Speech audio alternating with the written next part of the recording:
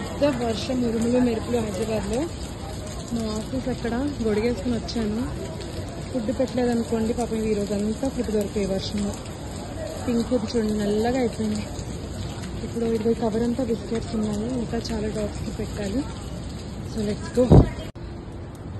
చూడండి ఫుల్ వర్షం. లక్కీలీ గొడుగు కూడా నాకు దొరకలేదు. నువ్వు తిను దట్స్ ఓకే, ఈట్. 3 కుక్కలే దొరికాయి. నేను అరౌండ్ 8-9 డాగ్స్ని ఫీడ్ చేస్తాను. వర్షం కదా ఎక్కడ దానుకున్నాయో.